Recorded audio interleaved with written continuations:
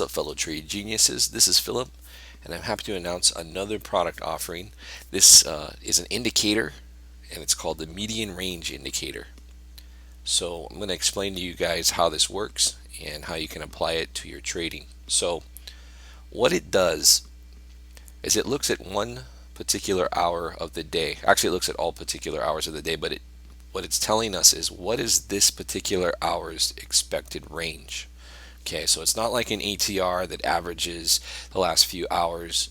As you can see here, it's like small bar, small bar, small bar, and then a big bar. But what it's doing is it's actually looking at that particular hour of the day and then comparing it to previous days at that particular hour. So here we have a 5 p.m. This would be a 4 to 5 p.m. hour bar, and it's looking at this hour only over the course of many data points. So what you get is that you develop an expected range for that hour. Now, as you know, different instruments have different ranges or personalities during different times of the day, and that also evolves during the course of the year. But what this does is you can kind of see where if you get an expanded range, you know that there's some volatility, or maybe that's part of your trading strategy is to fade that type of thing. So, for example, here this is a 3 a.m. bar. So this is an active time for overnight stuff in Europe. For example, this is EG chart, Euro pound cross, and so right what we have here is this lower line. This is what the expected range would be. Okay. So it's a median of that range for that, or that hour. What the median hourly candle, in this instance, we're doing a 60-minute chart. Okay, so it says that it's expecting a range of 15 pips in this case. All right. This upper line is what would be expected if we breached this line here. So the larger the distance between these two is, the higher the volatility for that hour. Okay.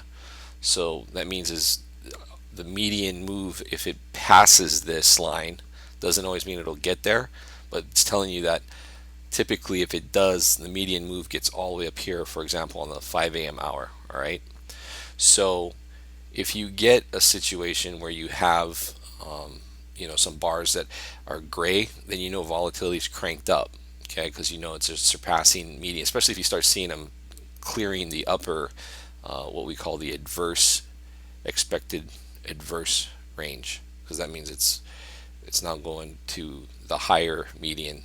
Okay, so you'll get to situations, and depending on the instrument, what ends up happening is when ranges get breached, or median ranges or expected ranges get breached, what ends up happening is it's like kind of like stretching a rubber band. And that's not always the case, but a lot of times what happens is you see here you get these wicks, right? So this is where opportunities present themselves. So if you're looking, and you can use this in a conjunction with other methodologies or other trade entries. This is an indicator to kind of help you see what the expected range would be. We like to use it on binaries in addition to our probabilities that we use. So it becomes pretty powerful when you combine the two. This works on all different instruments. This works on futures as well. So we use it on Forex, we use it on futures. Let's bring up the ES, for example. So this is an hourly ES chart. Okay. Looking at the day session, so you can see where here we breached the expected range was high. Now this hour you can see it's a busy range, 11 a.m. But you can see it breached it, and what do we have? We have a nice sell wick at the top. Okay, so that's what I'm talking about is, these ranges get overextended and it can come back.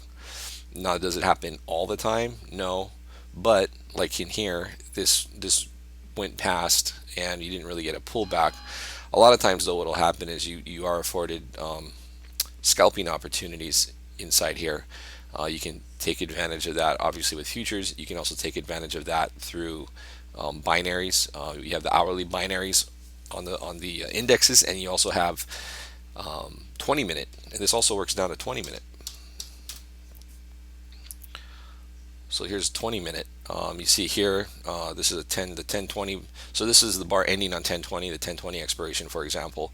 That went way past, and here you have a pullback. Now, it's good to see that, when you're piercing through an expected range, and if you're trying to play, like say you wanted to play the support here from the Globex range, that you can see it's overextended. There's more fuel to add to your position to go and fade this move, for example. Again, these bars turn gray when they go past this lower median line, which is the expected range, typical expected range for that hour. And these all blew through the adverse range. So again, this upper line is for when the median range lines, or the median line is busted. Where does price typically get to after that happens? Well, here. And then in today's case, yesterday's case, these blew through, right? So, but again, you can see nice wicks on these ranges that get expanded. So it's a very useful tool. I use it in all of my charts. It's something that I like to see, to kind of, because you dealing with a bunch of different instruments, it's nice to just go down and look at a glance to see what the expected ranges are for the different times of the day. Like I said, this is really useful when trading binaries, although I do know,